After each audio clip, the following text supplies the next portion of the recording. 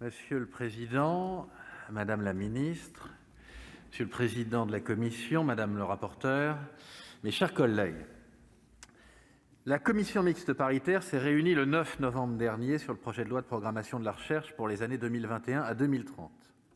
Je me réjouis, comme la rapporteure Laure Darcos, qu'un accord ait été trouvé, même si cela s'est fait au prix de certaines concessions. C'est le principe. La durée de la loi de programmation, notamment le cœur du texte, est repassée à 10 ans, comme le Gouvernement le souhaitait. Le Sénat s'était prononcé en faveur d'un ajustement de cette durée à 7 ans, afin de redresser plus rapidement la trajectoire de financement de la recherche publique, pour parvenir à un effort d'investissement de 1% du PIB. Nous avions soutenu cette mesure. Nous regrettons donc le retour à la durée initiale.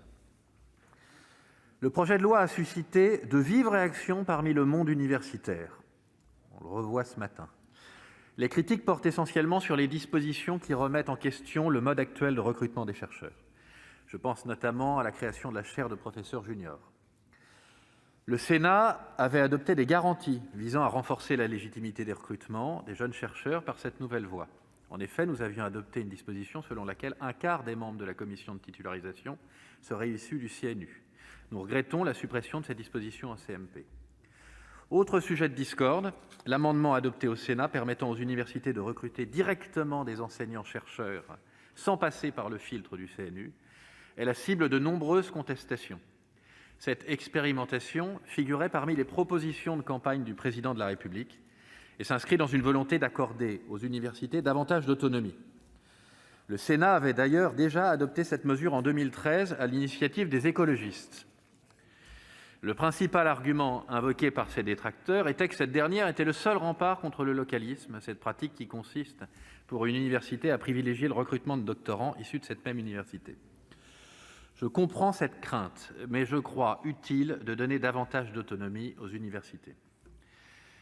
Le dispositif adopté au Sénat propose une concertation préalable avec les syndicats, les conférences d'établissement et le CNU afin de fixer collectivement les critères d'évaluation et les modalités de sélection afin de limiter les dérives. Nous invitons le Gouvernement à veiller au renforcement du contrôle de ces procédures de recrutement local par le CNU en concertation avec les acteurs concernés. Certes, la loi de programmation n'est pas parfaite. Elle apporte néanmoins des avancées importantes, notamment en matière de partenariat public-privé, qui bénéficieront du nouvel élan de la recherche publique. Le texte permettra de faciliter la mobilité des chercheurs vers le secteur privé, afin de favoriser l'innovation et l'accès aux compétences. Je suis également favorable à la labellisation des 15 nouveaux pôles universitaires d'innovation, dont le développement contribuera à faciliter les échanges entre les sphères économiques et académiques. Cette loi de programmation n'aura pas réponse à tout, nous en convenons. Nous comprenons toutefois aussi qu'elle puisse apparaître décevante dans la mesure où les moyens annoncés seront ventilés sur de trop nombreuses années. Cependant, près de 15 années sont passées depuis l'adoption de la dernière loi de programmation.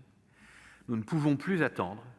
Nous faisons donc aujourd'hui un pas dans la bonne direction. C'est la raison pour laquelle le groupe Les Indépendants votera ce texte.